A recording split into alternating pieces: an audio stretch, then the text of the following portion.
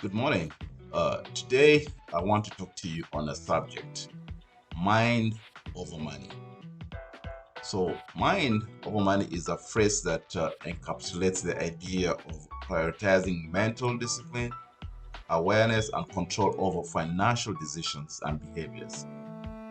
It suggests that one's mindset and attitude towards money plays a very crucial role in financial success and, of course, well being. So, here's a few interpretations and implications of this concept. For you to, of course, have your mind over your money, you have to have some economics behavior, or let me say behavioral economics.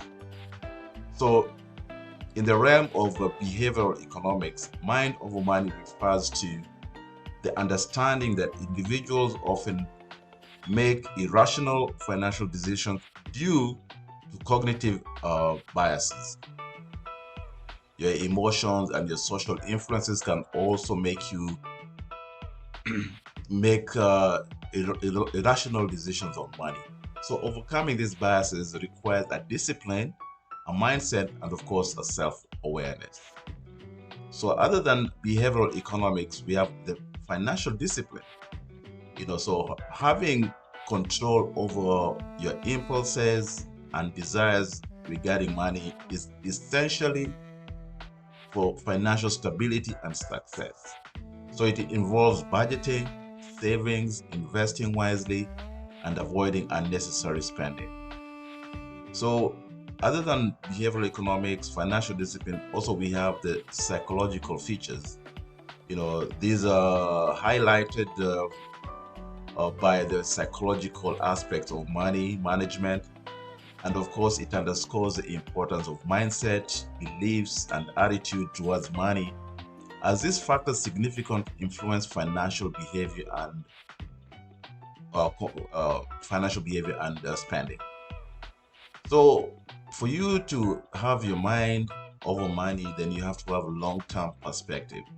So, you're encouraged to focus on long-term financial goals rather than short-term gratifications.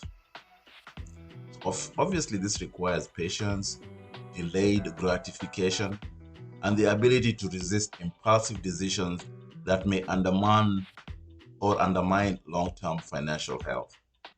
So, you have to have the behavioral economics in place, financial discipline, and of course, deal with the psychological factors. And then you must have long term perspectives.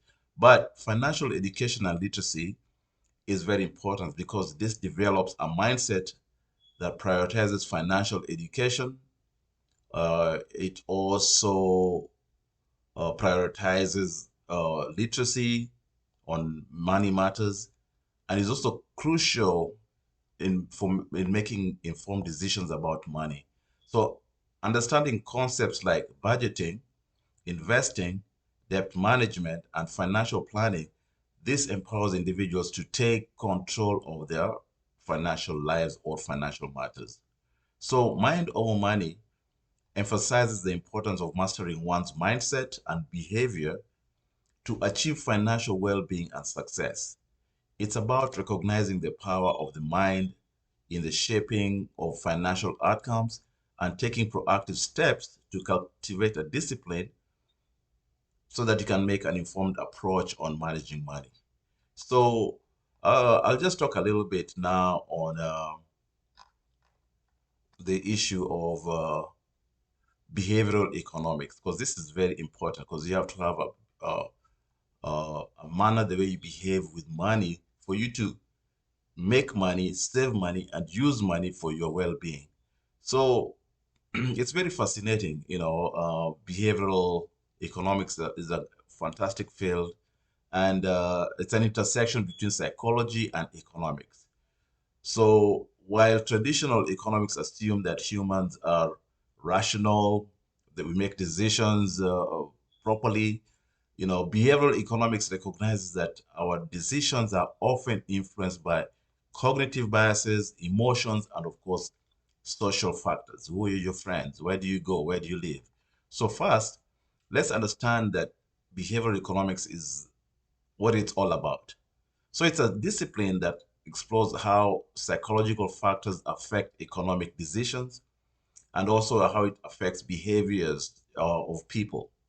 In essence, it challenges the conventional notion of rational economic agent and seeking to understand why we often make irrational choices when it comes to money. When you have money in your pocket, you tend to pay to spend more. When you don't have the money, you're able to have self-control and discipline. So one of the fundamental principles of behavioral economics is the concept of cognitive biases. These biases are inherent in terms of in that they are shortcuts in our thinking and lead us to deviate from rational decision making. From the confirmation bias, where we seek information that confirms our existing beliefs, to the anchoring effect, where we rely too heavily on the first piece of information we receive. These biases shape our perception and the choice or in profound ways. So uh, what that means is there's a bias in our thinking that the information we receive first is always the best information. So what this means is you just have to be patient. So behavioral economics shed light on the role of emotions in decision making. So we tend to be emotional. We love something and it takes over our mind. Contrary to traditional economic theory, which assumes that human beings to be emotional beings, behavioral economics recognizes that emotions play a significant role in our economic choices, whether it's a fear of loss or driving us to avoid risk, or the joy of a bargain influence or influencing our purchasing decisions. Emotions are intricately intertwined with our economics behavior. Moreover, behavioral economics highlights the impact of social factors on decision making. We are social creatures, and our choices are often influenced by those around us. From the herd mentality, where we follow the crowd in an uncertain situation, to social norms shaping our attitude towards consumption and saving our economics. Decisions are heavily influenced by the dynamics of social interactions. So basically, herd mentality, we follow the crowd in certain situations. And of course, this shapes our attitude towards consumption and how we save our money. So if you're with a crowd that is spending money freely, you also tend to spend money freely. So it's very important to know that we are social creatures and our choices are often influenced by those around us. So the friends you keep will also determine how much money you spend. If you're with friends who don't spend much money, you also tend not to spend much money. But here is a beauty of behavioral economics. By understanding these cognitive biases, emotions, and social influences, we can design interventions to nudge people towards better decisions. This is where the concept of nudging comes into play. A nudge is a subtle change in the choice architecture and encourages people to make better choices without restricting their freedom. So we need to nudge you, the nudging concept. So you make subtle changes in the architecture and encourage you to make better decisions, and then you're still not restricting your freedom. So your freedom stays intact, excuse me. For example, placing healthy food options at eye level in a cafeteria nudges people towards healthier eating habits. Similarly, framing retirement savings as a default option in employment, then those plans can significantly increase participation in the rates of you saving money for your retirement. So these nudges leverage our cognitive biases and our social influences to steer us towards choices that are in our best interest. So behavioral economics often offers a fresh perspective on how we make economic decisions. So by recognizing the influences of cognitive biases, emotions, and social factors, we can better understand why we often deviate from rational spending.